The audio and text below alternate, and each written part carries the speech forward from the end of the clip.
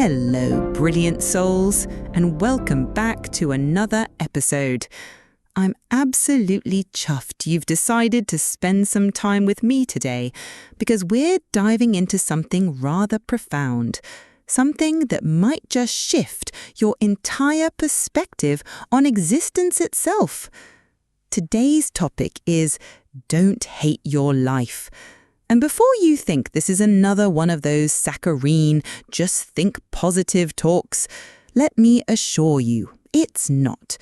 This is about something far more substantial, far more real, and infinitely more transformative. You see, I've noticed something rather troubling in our modern world. We've become a society that's almost addicted to dissatisfaction. We wake up each morning carrying this heavy rucksack of complaints, regrets, and what-ifs.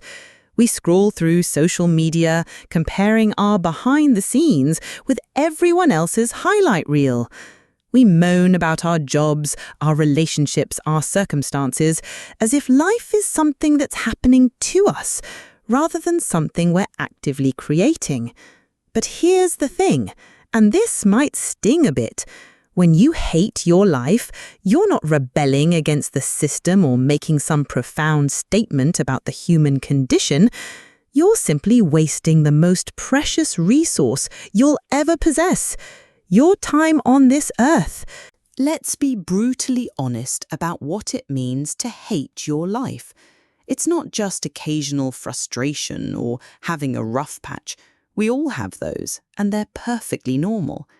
Life hatred is that deep-seated resentment that colors everything you do, every choice you make, every interaction you have. It's that voice in your head that whispers, "This isn't how it was supposed to be," or "Everyone else has it sorted except me." This mindset is absolutely toxic, not because it's morally wrong, but because it's functionally useless. Think about it. Has hating your circumstances ever actually improved them? Has complaining about your job ever led to a promotion? Has resenting your relationships ever made them stronger? The harsh reality is that when you hate your life, you become passive. You stop taking responsibility for your choices and start viewing yourself as a victim of circumstances. And victims, by definition, have no power to change their situation. But here's what I want you to understand. Your life, every single aspect of it, is the result of thousands of small decisions you've made over the years. The job you have, the people you surround yourself with, the habits you've developed, the thoughts you entertain. These are all choices, conscious or unconscious, that have led you to where you are today. Now, before you start protesting that some things are beyond your control, and you're absolutely right, some are, remember that whilst you can't control what happens to you, you can always control how you respond to what happens to you. Taking full responsibility for your life is perhaps the most liberating thing you can do. It's also the most terrifying, because it means acknowledging that if you don't like where you are, it's largely down to you to change it. I remember speaking with a friend who was constantly moaning about his job. For months, every conversation revolved around how much he despised his manager, how underpaid he was, how unfulfilling the work felt. One day, I asked him a simple question. "So what are you doing about it?" His response was telling. "What can I do? I need the money." This is the victim mindset in action. He'd convinced himself that he had no options, no agency, no power to change his situation. But the truth is, he had dozens of options. He could start looking for another job while still employed. He could develop new skills in his spare time. He could have an honest conversation with his manager about his concerns. He could start a side business. He could reduce his expenses so he'd need less money and have more career flexibility. The reason he hadn't explored any of these options wasn't because they didn't exist. It was because exploring them would require him to take responsibility, and taking responsibility is hard work. When you truly accept responsibility for your life, everything changes. You stop being a passenger and become the driver. You stop waiting for permission and start taking action. You stop hoping someone else will solve your problems and start developing the skills to solve them yourself. Now let's talk about gratitude, but not in the way you might expect. I'm not going to tell you to keep a gratitude journal or count your blessings, though those can be useful practices. Instead, I want to talk about gratitude as a radical shift in perspective. Most of us take an extraordinary amount for granted. The fact that you're listening to this right now means you have access to technology that would have seemed like magic to someone living just a century ago. You likely have access to clean water, food, shelter, education, healthcare, and opportunities that billions of people throughout history could never have imagined. But more than that, you have something incredibly rare and precious: consciousness.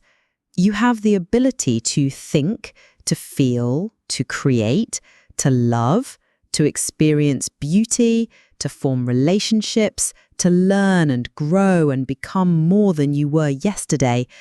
When you truly grasp how astronomically unlikely your existence is, all the cosmic events, evolutionary developments, and historical circumstances that had to align perfectly for you to be here, reading these words, capable of changing your life, it becomes rather difficult to maintain that sense of resentment.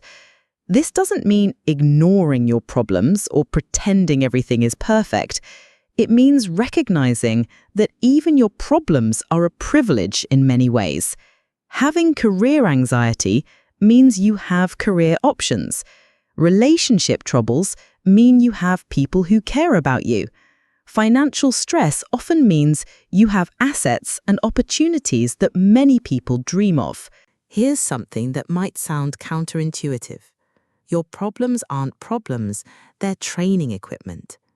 Every challenge you face is an opportunity to develop skills, resilience, and wisdom that you can't gain any other way.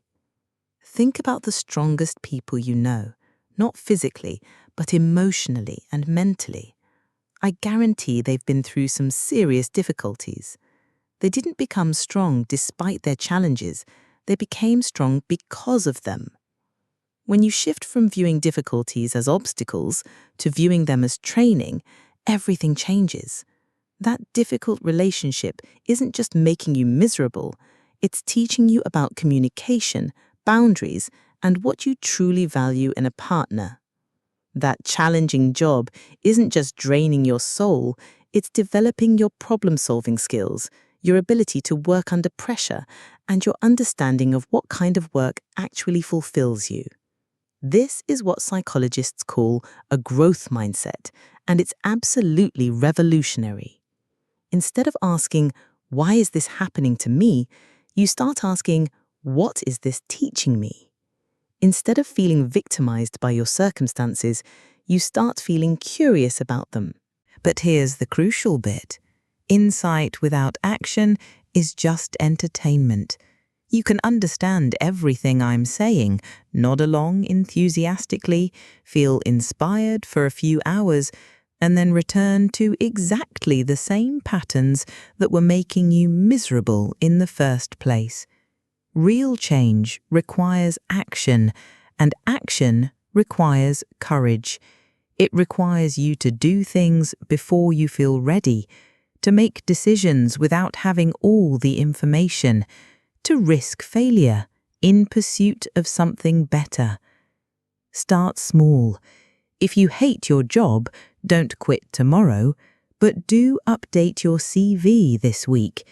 If you're unhappy with your health, don't commit to running a marathon, but do take a 20-minute walk today.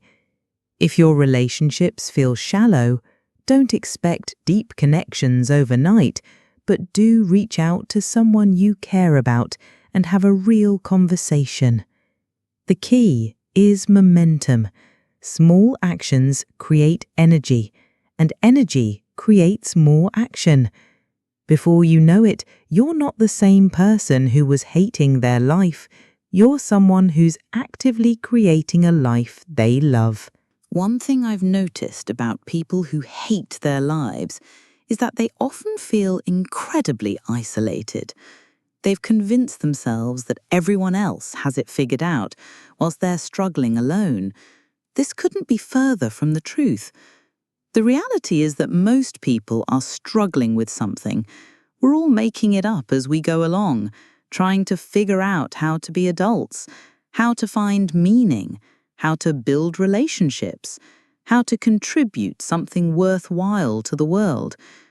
When you stop pretending you have it all sorted and start being honest about your struggles, something magical happens. You connect with people.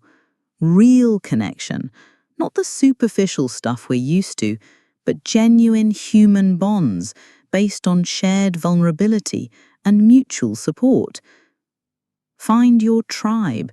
Seek out people who are also committed to growth, who challenge you to be better, who celebrate your successes and support you through your failures.